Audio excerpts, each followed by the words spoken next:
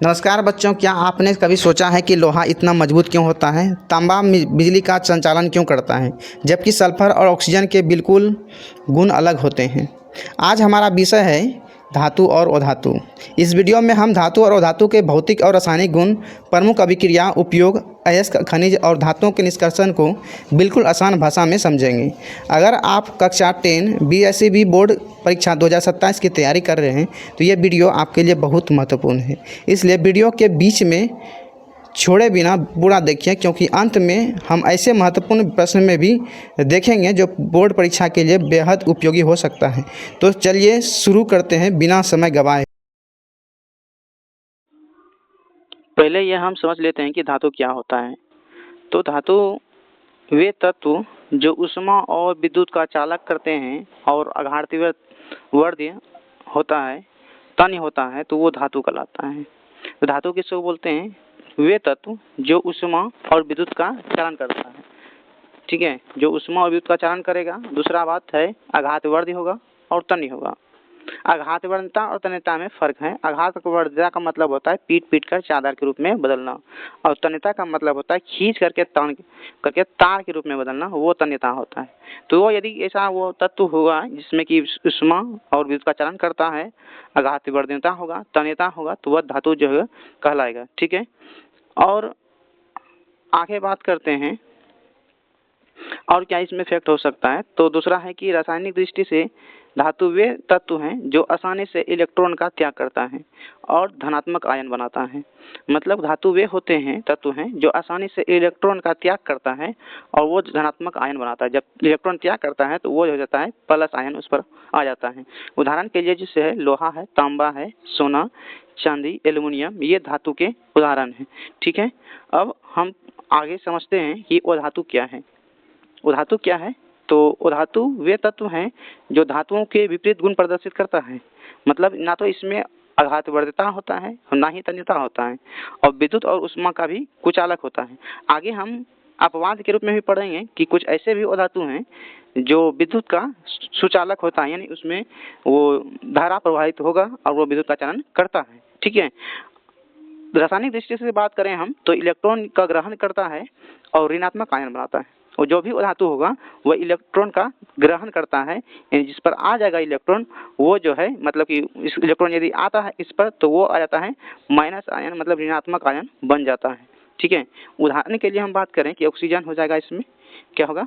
Oxygen होगा, carbon होगा, nitrogen, hydrogen, sulphur, ये सब धातु के उदाहरण हैं। ठीक है, अब हम आगे समझते हैं कि धातुओं के भौतिक गुण क्या क्या है। तो धातुओं का भौतिक गुण में पहला है धात्विक चमक। क्या है? धात्विक चमक। तो वो धातु जो है शुद्ध रूप में धातुओं की सतह चमकदार होती है। पहला तो ये बात यह है कि धातु का भौतिक गुण में कि धातु की सतह जो होती है चमकदार होती है, और धातुओं के इस गुणधर्म को धात्विक चमक कहते हैं। धातुओं का सतह जो होता है, ऊपरी सतह, वो चमकदार होता है। धातु के इसी गुण को क्या बोलते हैं? धात्विक चमक बोलते हैं। जैसे कि सोना का जो ऊपर में रहता है पीला चमक होता है, चांदी के ऊपर में सफेद चमक, इसी के कारण होता है। इसका उपयोग जो है आभूषण बनाने में होता है। सोना और चांदी का उपयोग जो है आभूषण बनाने में होता है। दूसरा जो भौतिक गुण है वो हम बात करते हैं कठोरता की। तो कठोरता, तो धातु सामान्यतः कठोर होता है। पहला क्या था इसका धातु का भौतिक गुण में कि धातु का सतह जो होता है चमकदार होता है। दूसरा इसका है कठोरता, यानी धातु सामान्यतः क्या होता है? बहुत कठोर होता है। प्रत्येक धातु की कठोरता अलग अलग होता है। जैसे लोहा बहुत कठोर होता है जिससे आसानी से नहीं काट सकते। ठीक है, वही अब हम बात करते हैं तीसरा गुण। तीसरा गुण है आघातवर्ध्यता।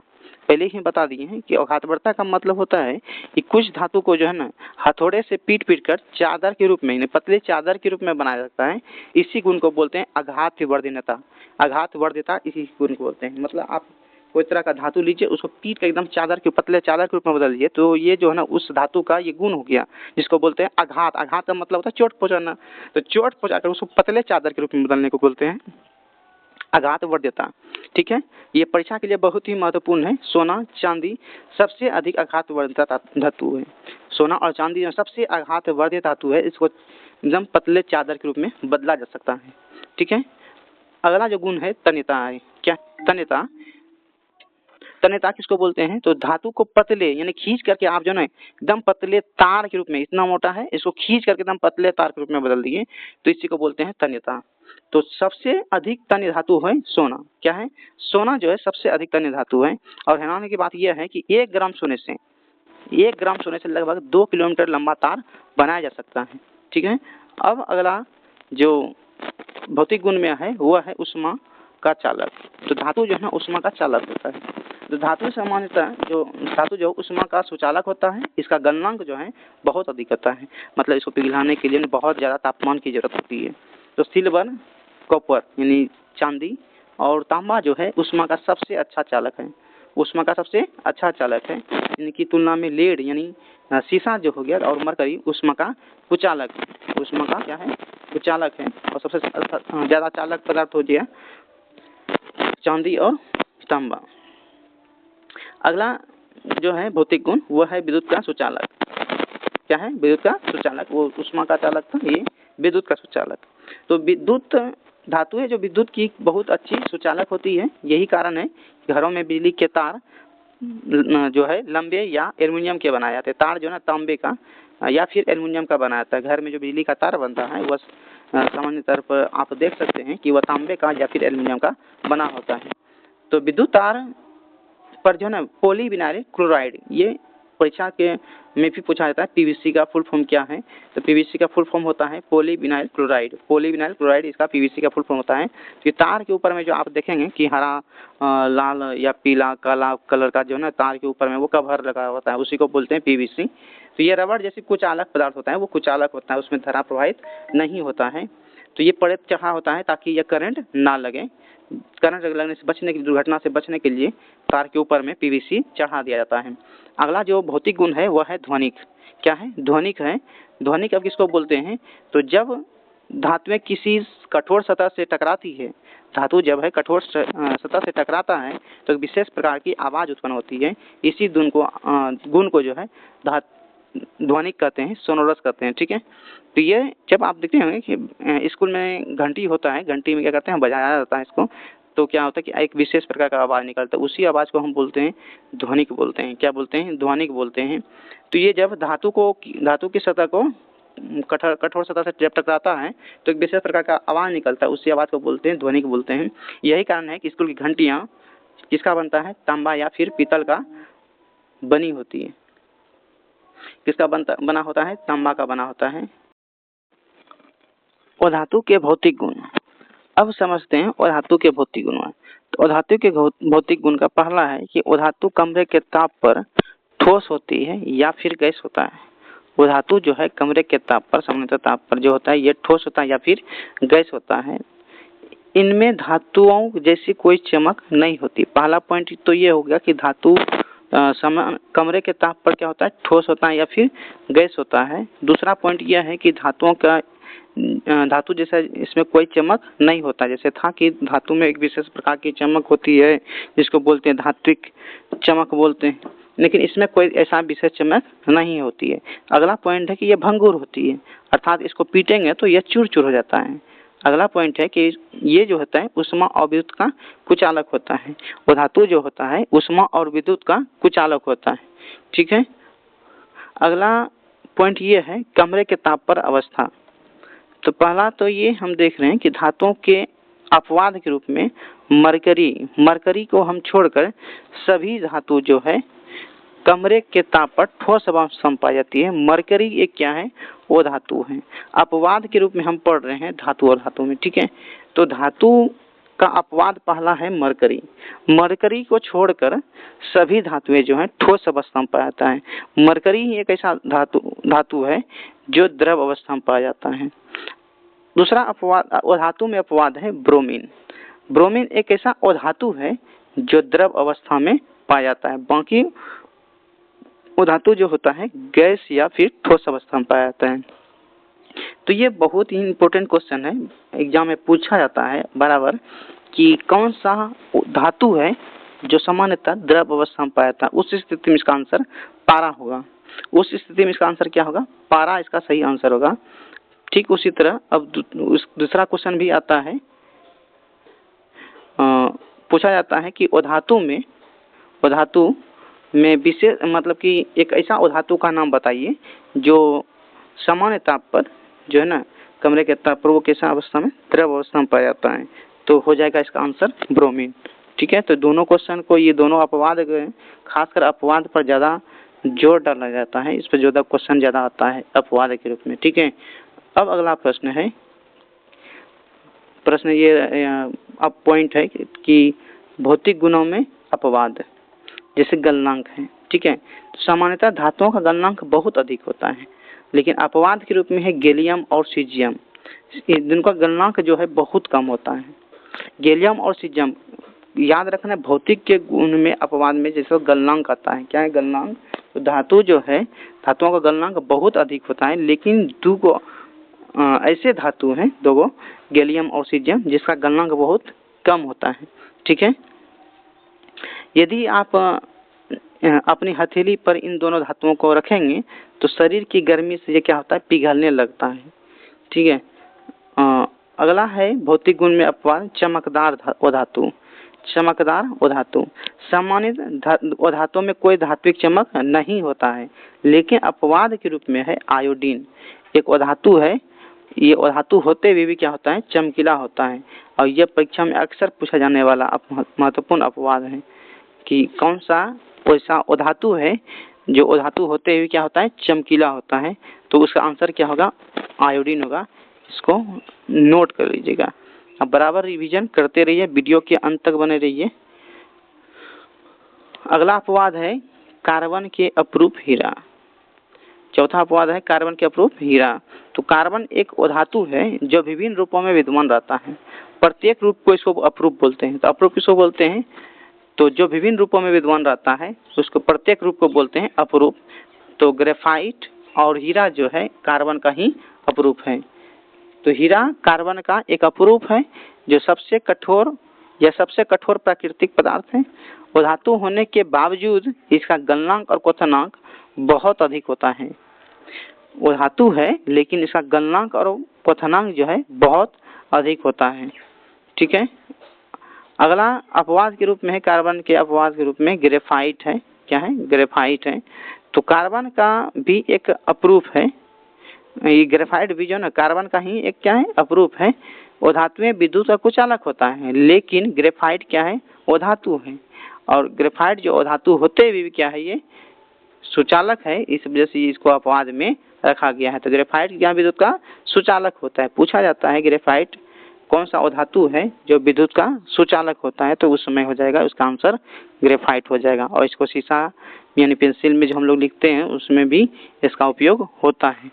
अगला जो है अपवाद के रूप में है वो है मुलायम धातुएं। धातु जो होता है सामान्यतः कठोर होता है। धातु जो है सामान्यतः क्या होता है, कठोर होता है। लेकिन अपवाद में है क्षारीय धातु जो लिथियम, सोडियम, पोटेशियम इतना मुलायम होता है कि इसको चाकू से भी काटा जा सकता है। तो क्वेश्चन आता है कि कौन सा ऐसा धातु है जिसको चाकू से भी काटा जा सकता है। जिसको सोडियम, पोटेशियम, लिथियम ये सब आएगा। ठीक है, ऐसा घनत्व और गलनांक भी है बहुत कम होता है। गलनांक और घनत्व बहुत कम होता है। अब आगे समझते हैं धातुओं के रासायनिक गुण। पहला है वायु में दहन। वायु में दहन लगभग सभी धातुएं ऑक्सीजन के साथ मिल करता है और धातु के ऑक्साइड बनाता है। तो ध्यान रखना है सभी धातुएं ऑक्सीजन के साथ मिलकर क्या बनाता है, तो ये याद रखना है कि धातु का ऑक्साइड बनाता है। क्वेश्चन ऑब्जेक्टिव क्वेश्चन बहुत मतलब पूछा जाता है कि धातु ऑक्सीजन के साथ मिलता है, संयोग करके क्या बनाता है, तो धातु के ऑक्साइड बनाते हैं। धातु प्लस ऑक्सीजन हो जाता है धातु के ऑक्साइड। उदाहरण के तौर पर जब हम कॉपर को वायु की उपस्थिति में गर्म करते हैं, यानी तांबा को वायु की उपस्थिति में गर्म करेंगे तो इस पर काले रंग का परत चढ़ जाता है, जिसको बोलते हैं कॉपर ऑक्साइड। क्या बोलते हैं? कॉपर ऑक्साइड बोलते हैं। तो ध्यान रखना है पहला रासायनिक धातु का रासायनिक गुण में हो जाएगा कि धातु ऑक्सीजन के साथ संयोग करके धातु का ऑक्साइड बनाता है। धातु जो है ऑक्सीजन के साथ संयोग करके क्या बनाता है, धातु के ऑक्साइड बनाता है। उदाहरण के तौर पर हम बोलें यदि तांबा को वायु की उपस्थिति में गर्म करेंगे तो इस पर काले रंग का परत चढ़ जाता है, जिसको बोलते हैं कॉपर ऑक्साइड। ये कॉपर धातु हो गया और इसका ऑक्साइड यानी कॉपर के ऑक्साइड। ठीक है, अब अगला है कि उभयधर्मी ऑक्साइड। आप समझते हैं कि उभयधर्मी ऑक्साइड क्या होता है। तो कुछ धातु के ऑक्साइड अम्लीय और क्षारीय दोनों का व्यवहार प्रदर्शित करता है। धातु का ऑक्साइड ऐसे धातु का ऑक्साइड होते हैं क्षारीय और धातु के ऑक्साइड होते हैं अम्लीय। क्या होता है? अम्लीय होता है। तो कुछ धातु ऐसा होता है जो ऑक्साइड धातु के ऑक्साइड जो है अम्लीय और क्षारीय दोनों का व्यवहार, मतलब ये दोनों प्रकार का व्यवहार, दोनों प्रकार का गुण पाया जाता है। इस वैसे धातु को बोलते हैं उभयधर्मी ऑक्साइड। तो ऐसे धातु के ऑक्साइड जो अम्ल और क्षारक दोनों से अभिक्रिया करके लवण और जल प्रदान करता है उसको बोलते हैं उभयधर्मी ऑक्साइड। उभयधर्मी ऑक्साइड किसको बोलते हैं?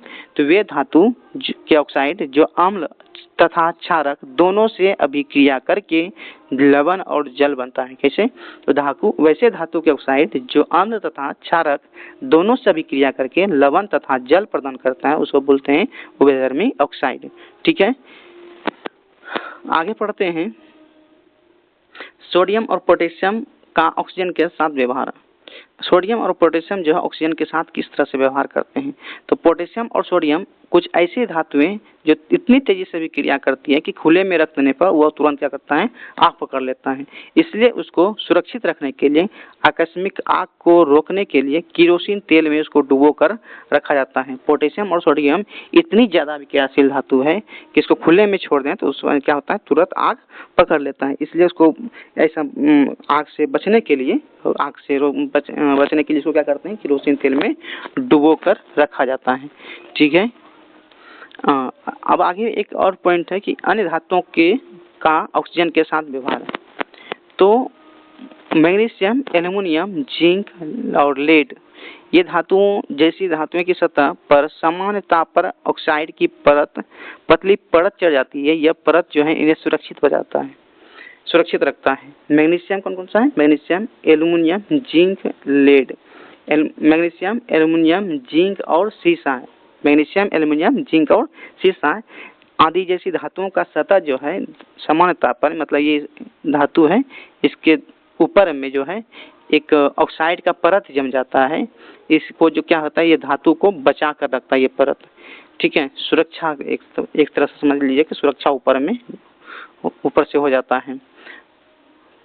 धातु है लोहा, धातु में से है लोहा को गर्म करने पर दहन नहीं होता है, लेकिन लोह चूर्ण ज्वाला में तेजी से चलता है। लेकिन क्या होता है? लोह चूर्ण ज्वाला में क्या होगा? तेजी से जलता है।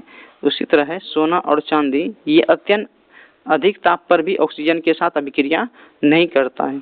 तो मुक्त अवस्था में पाए जाने वाले ये धातु है सोना और चांदी। आगे है धातुओं की जल के साथ अभिक्रिया, ठंडे जल के साथ में देख लेते पहले। तो पोटेशियम और सोडियम जैसी धातुएं ठंडे जल के साथ बहुत तेजी से अभिक्रिया करता है। यह अभिक्रिया ऊष्माक्षेपीय अभिक्रिया होती है, जिससे निकली हाइड्रोजन गैस तुरंत जल उठती है। मतलब पोटेशियम और सोडियम जो है धातुएं ठंडे जल के साथ बहुत तेजी से अभिक्रिया करता है। ठंडे जल के साथ बहुत तेजी से अभिक्रिया करता है। यह अभिक्रिया है ऊष्माक्षेपी होते हैं, जिससे निकली हाइड्रोजन गैस जो है तुरंत उसको क्या करता है? जल उठता है। आगे है कि कैल्शियम जल के साथ थोड़ी धीमी होती है। इसका अभिक्रिया जो होता है थोड़ा धीमा होता है। उत्सर्जित हाइड्रोजन गैस के बुलबुले कैल्शियम की सतह पर चिपक जाता है, इसलिए कैल्शियम तैरना प्रारंभ कर देता है। कैल्शियम क्या होता है? तैरना प्रारंभ कर देता है। आगे समझते हैं कि धातुओं के जल के साथ, गर्म जल के साथ में कौन कौन अभिक्रिया करता है। तो मैग्नीशियम शीतल जल के साथ अभिक्रिया नहीं करता है। याद रखना है कि मैग्नीशियम जो है शीतल जल मतलब ठंडे जल के साथ में अभिक्रिया नहीं करता है, परंतु गर्म जल के साथ में अभिक्रिया करके मैग्नीशियम ऑक्साइड बनाता है। ये गर्म जल के साथ अभिक्रिया करेगा तो क्या बनाएगा? मैग्नीशियम ऑक्साइड बनाता है। ये ध्यान में रखना है कि जैसे क्वेश्चन आ सकता है कि इसमें से कौन सा जो है जल के साथ, ठंडे जल के साथ अभिक्रिया नहीं करता है, तो उसमें ऑप्शन यदि मैग्नीशियम आता है तो वो सही हो जाएगा। दूसरा है कि यह गर्म जल के साथ अभिक्रिया करके, यानी मैग्नीशियम जो है गर्म जल के साथ में अभिक्रिया करके क्या बनाता है? तो मैग्नीशियम ऑक्साइड बनाता है। कौन सा गैस मुक्त होता है? तो हाइड्रोजन गैस मुक्त होता है। आगे यह भी हाइड्रोजन की गैस के बुलबुले के कारण पानी में तैरना प्रारंभ कर देता है। कौन सा? मैग्नीशियम। ठीक, कैल्शियम के तरह। आगे समझते हैं धातुओं का जल के साथ अभिक्रिया, भाप के साथ अभिक्रिया। अभी हम समझे ठंडे जल के साथ में, गर्म जल के साथ में, अब है भाप के साथ में। तो एल्युमिनियम आयरन जिंक, ये धातुएं जो है ठंडे जल के साथ अभिक्रिया नहीं करता है और ना ही गर्म जल के साथ अभिक्रिया होता है, ये केवल भाप के साथ अभिक्रिया करते हैं। Aluminium, iron, zinc, aluminium, iron और जिंक जो है ये धातु के ऑक्साइड, मतलब ये भाप के साथ अभिक्रिया करता है और धातु ऑक्साइड और हाइड्रोजन गैस देता है। ठीक है, अब आगे समझते हैं। धातुएं जो जल के साथ बिल्कुल अभिक्रिया नहीं करते, कुछ धातुएं हैं जो जल के साथ बिल्कुल अभिक्रिया ही नहीं करता है, तो कुछ अन्य धातु भी है जो पानी के किसी भी रूप यानी ठंडा हो गया, गर्म हो गया, भाप हो गया, इसके साथ में अभिक्रिया नहीं करता है, जैसे कि सीसा, तांबा, सिल्वर, गोल्ड यानी सोना। यही कारण है कि गर्म पानी का टैंक जो है तांबा का बनाता है, लोहा का नहीं बनाया जाता है, क्योंकि ये तांबा जो है कोई भी पानी के साथ में यानी ठंडा, गर्म या भाप के साथ में अभिक्रिया नहीं करता है। इस वजह से इसका टैंक जो है लोहा का नहीं बनाकर किसका बनता है, तांबा का बनाया जाता है। आगे है धातुओं के अम्ल के साथ में अभिक्रिया। तो सामान्यतः धातु के तनु अम्ल के साथ अभिक्रिया करके अम्ल और लवण और हाइड्रोजन गैस देता है। धातुएं जो है तनु अम्ल के साथ में अभिक्रिया करके लवण और हाइड्रोजन गैस देता है। तनु धातु प्लस तनु अम्ल तो लवण बन जाएगा और हाइड्रोजन गैस बनेगा। आगे समझते हैं नाइट्रिक अम्ल के साथ धातुओं की अभिक्रिया। तो जब धातुएं नाइट्रिक अम्ल के साथ अभिक्रिया करती है तब हाइड्रोजन गैस उत्पन्न उत्सर्जन नहीं होता है। कारण HNO3 एक प्रबल ऑक्सीकारक है। HNO3 क्या है, एक प्रबल ऑक्सीकारक है जो उत्पन्न हाइड्रोजन को ऑक्सीकृत करके जल में बदल देता है। अपवाद के रूप में है मैग्नीशियम और मैग्नीज। ये तनु जो है अति तनु HNO3 नाइट्रिक अम्ल के साथ में विक्रिया करके हाइड्रोजन गैस देता है। आगे देखिए एक्वा रज्जा। ये एक्वा रज्जा क्या होता है, तो ये सांद्र हाइड्रोक्लोरिक अम्ल HCl और HNO3 यानी नाइट्रिक अम्ल, सांद्र नाइट्रिक अम्ल दोनों का अनुपात यदि 3:1 में मिलाया जाए तो यही मिश्रण क्या होता है, एक्वा रज्जा होता है। एक्वा रज्जा यही सब बोल सकते हैं। एक्वा रज्जा में सांद्र हाइड्रोक्लोरिक अम्ल और सांद्र नाइट्रिक अम्ल का 3:1 में मिश्रण है।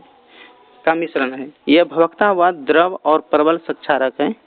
ये BSEB 2027 के लिए BBI है कि सोने और प्लेटिनम को गलाने में ये समर्थ है। मतलब कि सोने और प्लेटिनम को किस में गलाया जा सकता है, तो वह एक्वा रज्जा होगा। बहुत बार क्वेश्चन आता है कि एक्वा रज्जा जो है किसका मिश्रण है, तो HNO3 और HCl का 3 और HNO3 का 1 अनुपात होता है।